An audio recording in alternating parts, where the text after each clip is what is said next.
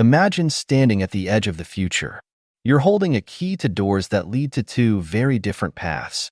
One door opens to a world of incremental improvements, small steps forward in well-trodden spaces, what we call one-to-N. The other door opens to a vast, uncharted territory where entirely new things are created. This is 0 to 1. Peter Thiel's 0 to 1 challenges us to choose the latter. It's a bold call to entrepreneurs, visionaries, and anyone daring to look beyond competition to build something truly unique. This book isn't just about starting a business. It's about creating the future. As you explore its ideas, you'll begin to rethink what innovation really means and how it can be applied not just to companies, but to the very fabric of society. The future, as Thiel frames it, isn't a roll of the dice. It's a product of intentional creation. And now, it's your turn to unlock it. 1. The challenge of the future. Peter Thiel opens the book by posing a provocative question. What's the future going to look like? He argues that we tend to think of the future as an extension of the present, where things will continue to incrementally improve. But real innovation happens when we take leaps, not steps. He encourages entrepreneurs to aim for radical progress, the kind that takes us from 0 to 1, rather than just making small improvements. The challenge, he explains, is that true innovation is rare. Most companies are focused on competition, trying to outdo each other by offering marginally better versions of the same product. But he believes the future belongs to those who think differently, those who create entirely new categories of products or services. Imagine you're playing chess. Most players look at the next move, trying to outwit their opponent in small, strategic steps. But the true grandmasters don't just focus on the next move. They think 10 moves ahead. Peter Thiel argues that we need more grandmasters in business, people who can see the future and make bold moves that others aren't even considering yet. Peter Thiel references companies like Google and Facebook, which didn't just improve on existing technology, but created entirely new platforms. Google didn't make a better Yellow Pages. It revolutionized how we search for information. This leap from 0 to 1 is what Peter Thiel believes entrepreneurs should be aiming for. 2. Party like it's 1999. In this chapter, Peter Thiel takes us back to the dot-com bubble of the late 1990s, when everyone believed that just having a website would make you rich. The idea was that the internet was the future, so any company with a web presence would succeed. But as we know, that bubble burst, and most of those companies failed. Peter Thiel uses this example to caution against blindly following trends. Just because something is popular doesn't mean it's a good idea. He emphasizes the importance of building businesses that are based on solid fundamentals, unique products that create value rather than hype or speculation. The lesson of the dot-com bubble is that technology alone isn't enough. To succeed, you need to create something that is genuinely new and useful. Chasing after trends without a clear business model is a recipe for disaster. For instance, Pets.com is one of the infamous failures of the dot-com era. They had a catchy domain name, a cute mascot, and millions in venture capital. But their business model didn't make sense. They were losing money on every sale because they couldn't cover the costs of shipping pet food. Meanwhile, Amazon, which also started in the dot-com boom, focused on building a scalable business with long-term profitability in mind. Today, we know which one survived. 3. All happy companies are different. Here, Peter Thiel builds on Leo Tolstoy's famous opening line in Anna Karenina. All happy families are alike. Each unhappy family is unhappy in its own way. He applies this idea to companies, arguing that all successful companies share a common trait. They've found a way to be unique. They've created a monopoly by offering something no one else can. Peter Thiel believes that the best businesses are monopolies, not because they engage in anti-competitive practices, but because they create a product so different and so valuable that no one else can compete. In contrast, companies that are stuck in competition are like unhappy families, constantly struggling and never quite making it. To be successful, a company must create something so innovative and unique that it stands alone. This uniqueness is what allows companies like Google, Apple, and Facebook to dominate their industries. Google's search engine was so much better than its competitors that it became the default choice for users. No one else could offer the same level of relevance in search results. This allowed Google to dominate the search market and create a monopoly. Meanwhile, companies stuck in competition, like Yahoo and Bing, were left fighting for scraps. 4. The ideology of competition. Peter Thiel takes aim at the widespread belief that competition is good for business. He argues that while competition is celebrated in our culture, it's actually destructive for companies. When businesses are locked in competition, they focus too much on beating each other instead of creating something new. His key point is that competition forces companies to focus on incremental improvements rather than groundbreaking innovation. When you're competing with others, you end up chasing after the same customers and making small changes to differentiate yourself. But true innovation comes from creating something entirely new, something that makes competition irrelevant. He compares the airline industry to companies like Google and Facebook. Airlines are constantly competing on price, and as a result, they have razor-thin margins and very little profit. In contrast, Google and Facebook don't have direct competitors in their core markets, allowing them to dominate and thrive. By avoiding competition, they've created monopolies that generate massive profits. 5. Last mover advantage. While the conventional wisdom is to be a first mover, to be the first company to enter a market, Peter Thiel argues for the opposite. He believes that being the last mover is more advantageous. The last mover is the company that ultimately dominates and controls the market long after the initial rush of competitors has faded. The key to being the last mover is to create a product that is so superior to others that you effectively lock in your position. This means building a monopoly where you're the only player that matters.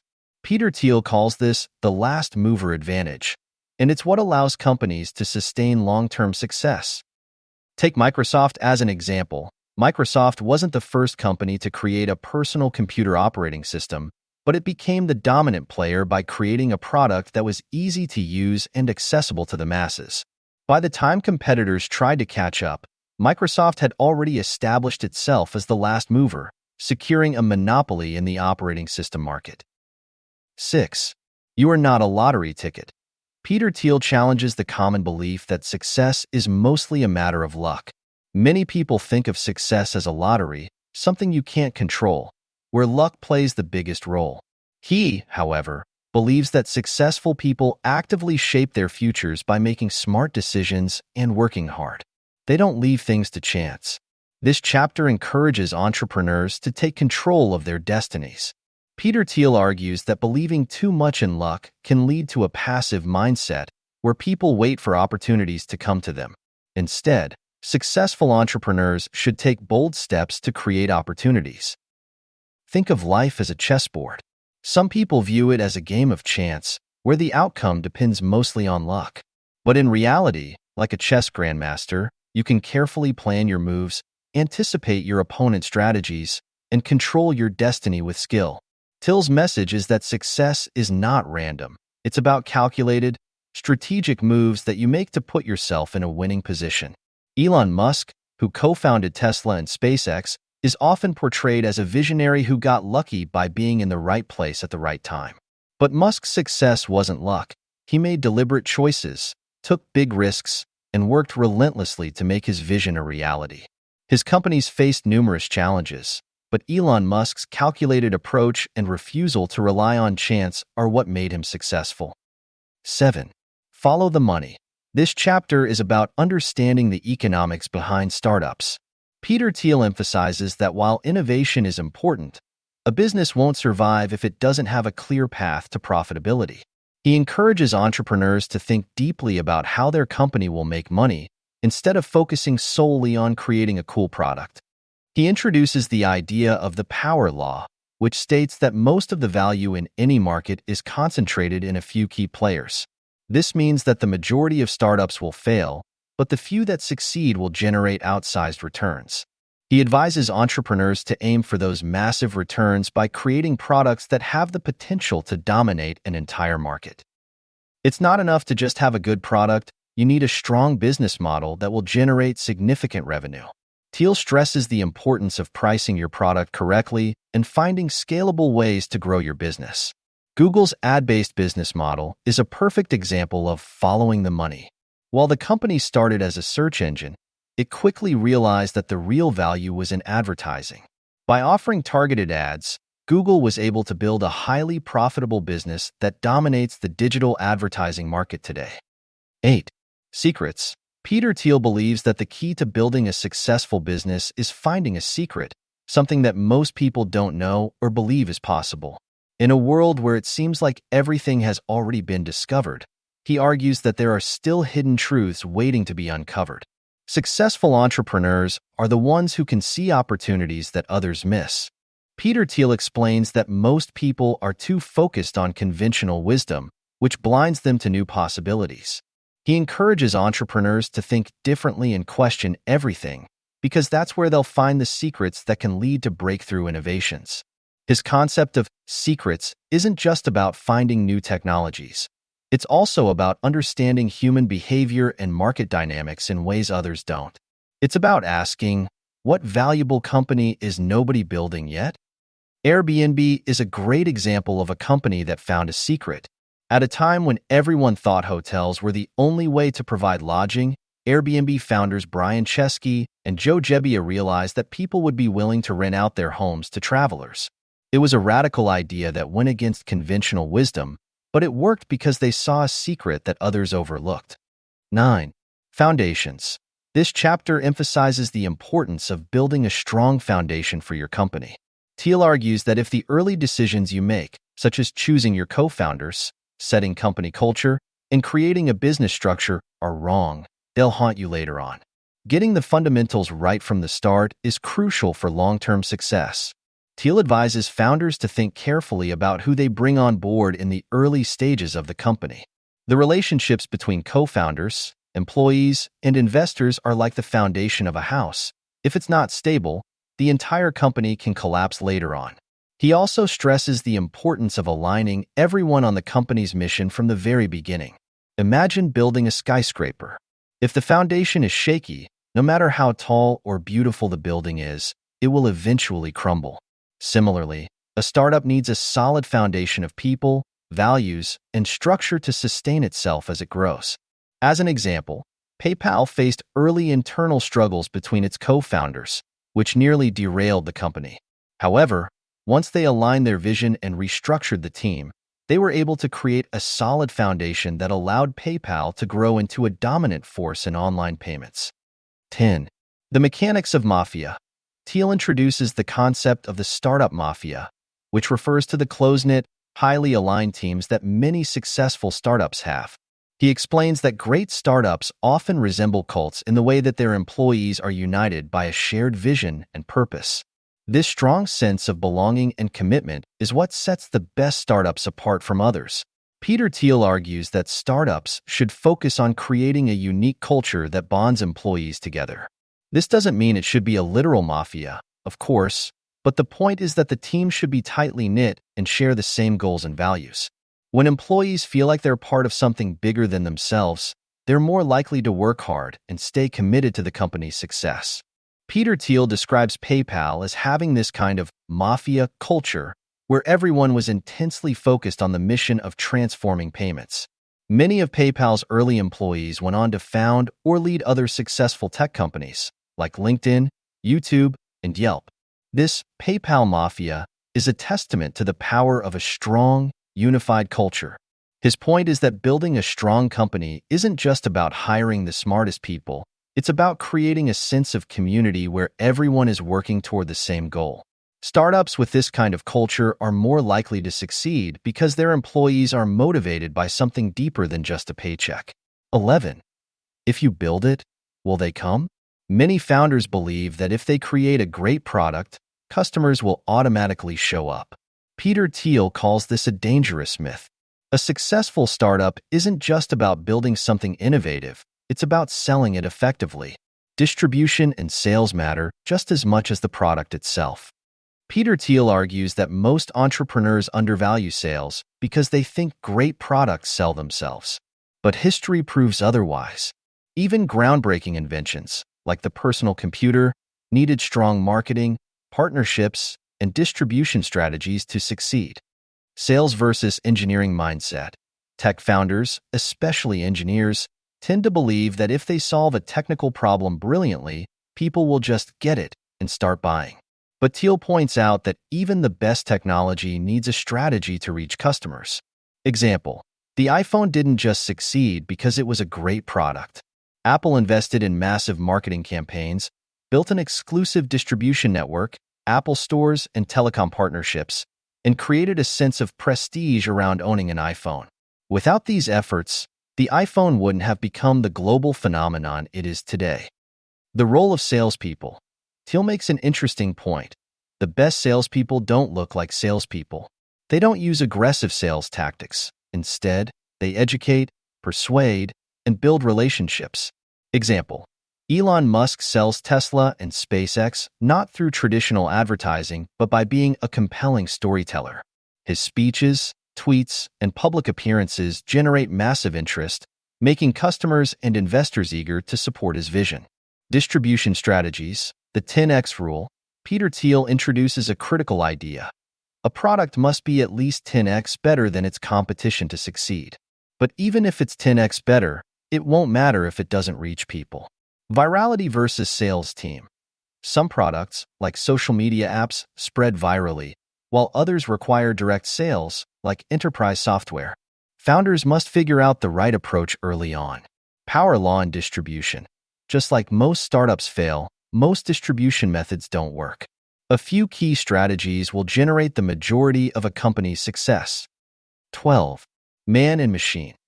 In this chapter, Peter Thiel discusses the role of technology in our future, particularly how humans and machines can work together. He argues against the fear that machines will completely replace humans in the workforce.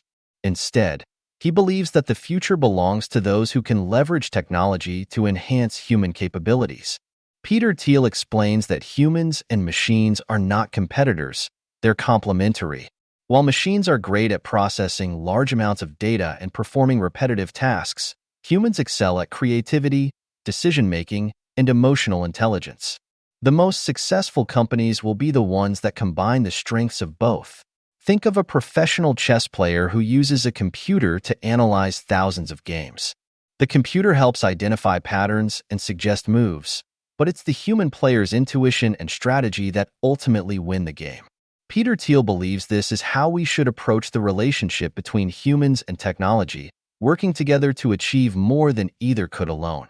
For instance, Palantir, a data analytics company co-founded by Peter Thiel, is a great example of this man and machine collaboration. Palantir's software can process vast amounts of data, but it's the human analysts who interpret that data and make strategic decisions. The combination of machine power and human insight has made Palantir one of the most powerful tools in the intelligence and finance sectors. 13. Seeing green. This chapter explores the future of energy and sustainability, focusing on how startups can lead the way in solving environmental problems. Peter Thiel emphasizes that while many companies claim to be green, true innovation in energy requires more than just following trends. It requires finding new, efficient ways to produce and use energy. Peter Thiel is skeptical of popular environmental initiatives that don't result in real impact. He argues that solving the world's energy problems will require breakthrough technologies, not just marginal improvements. Entrepreneurs who can develop scalable, sustainable solutions will not only help the planet, but also create enormous economic value. Green technologies that rely on government subsidies or regulations are less likely to succeed. Instead, Peter Thiel believes the future of energy will be driven by companies that create new technologies that are both environmentally friendly and economically viable without relying on external support. Tesla is often seen as a leader in green technology, but Peter Thiel points out that it's not just because they make electric cars. What makes Tesla truly innovative is its ability to make electric cars desirable, efficient, and financially viable in the long run. It's not just a green company, it's a company that is reinventing the auto industry with superior technology. 14. The Founder's Paradox. In this chapter, Peter Thiel delves into the complex and often contradictory nature of startup founders. He explains that the best founders are often seen as extreme personalities. They're visionaries who break the rules, take massive risks, and often challenge societal norms. These founders can be both loved and hated, revered and feared, but their unique personalities are what drive their companies to greatness. Peter Thiel calls this the founder's paradox because these leaders often embody contradictions. For example, they may be incredibly confident yet deeply insecure, or they might be idealistic while being ruthlessly pragmatic. He argues that this paradox is not a weakness but a strength, as it allows founders to navigate the chaos of building something from nothing. The intense personalities of startup founders can sometimes be off-putting, but Thiel believes that these extremes are necessary for success. Founders need to be able to envision a future that others can't see and have the conviction to pursue that vision despite criticism and doubt. Steve Jobs is perhaps the ultimate example of the founder's paradox. He was both loved for his visionary leadership and criticized for his abrasive management style. Jobs' intense personality and unrelenting perfectionism drove Apple to create some of the most innovative products in history, but it also led to conflicts with employees and partners. Peter Thiel argues that this paradoxical nature is what made Jobs so successful. Conclusion: stagnation or singularity? In the final chapter, Peter Thiel asks a critical question. Is humanity heading toward a future of stagnation or singularity? Stagnation means that technological progress slows down, and we continue making incremental improvements without any major breakthroughs. Singularity, on the other hand, represents a future where technological advancement accelerates to a point where it fundamentally changes human life. Peter Thiel is optimistic about the potential for singularity, a future where technology can solve some of our biggest challenges, from energy to healthcare to space exploration. However, he warns that this future is not guaranteed. It will only happen if we continue to prioritize innovation, take risks, and challenge the status quo. Peter Thiel's message is that the future is not something that will simply happen to us. It's something we must actively create. Entrepreneurs and innovators have the power to shape the world in profound ways, but it requires bold thinking and the willingness to pursue ideas that seem impossible.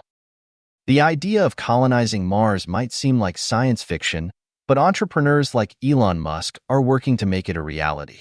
Elon Musk's company SpaceX is not just about sending rockets into space, it's about creating the possibility of human life on another planet.